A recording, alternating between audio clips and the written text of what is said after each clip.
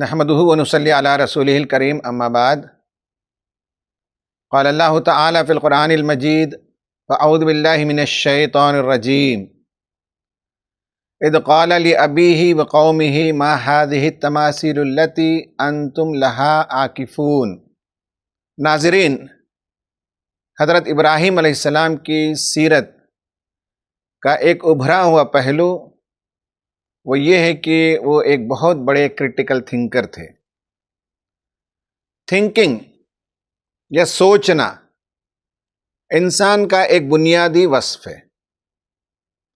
یہ عمل جانور نہیں کرتے، صرف انسان سوچتے ہیں، اور سوچنے کے عمل سے زندگی کے اندر ڈیولپمنٹ آتا ہے۔ جو جتنا سوچنے سمجھنے کی صلاحیت رکھتا ہے دنیا میں وہ انسان اتنی ترقی کرتا ہے۔ ہم اپنے اطراف دنیا میں جو کچھ ڈیولپمنٹ دیکھتے ہیں وہ سب سوچنے سمجھنے کے عمل سے پیدا ہوتا ہے۔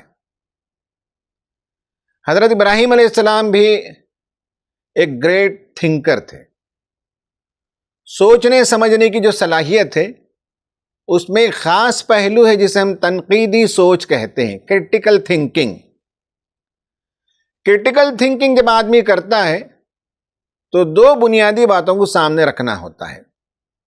نمبر ایک یہ ہے کہ وہ خود سوچے گا، یہ نہیں کہ ہمارے باپ دادا نے جو کچھ سوچا ہے وہی صحیح ہے، وہ غلطی نہیں کر سکتے۔ اگر اس تصور سے آگے بڑھتے ہیں تو اس کا مطلب یہ ہے کہ آپ نے سوچنے کا عمل ہی نہیں کیا، جو کچھ بڑوں نے سوچا وہی سوچ آپ کی ہے۔ سوچنے کے عمل میں دوسرا پہلو جو یاد رکھنے کی ہے وہ یہ ہے کہ اس میں جذبات کو شامل نہیں ہونا چاہیے۔ جب جذبات غالب آتے ہیں تو سوچ متاثر ہو جاتی ہے۔ حضرت ابراہیم علیہ السلام کے زمانے میں بت پرستی کا دورہ تھا۔ لوگوں نے کہا کہ ہم نے بڑوں سے ایسا ہی پایا ہے، اور ان کی بے حرمتی کریں گے تو تم پر کوئی بہت بڑا عذاب آ جائے گا۔ یہ اپنے پاس بڑی قدرت رکھتے ہیں، طاقت رکھتے ہیں۔ اور اس قوم کے جو پجاری تھے وہ تو لوگوں سے یہ کہا کرتے تھے کہ نظر و نیاز لاؤ، ہمارے حوالے کرو، رات میں یہ بت ہیں جو ہم سے بات کرتے ہیں، تمہاری تقدیر کے بارے میں پوچھ کر ہم بتا دیں گے۔ یہ ان کا دعویٰ تھا۔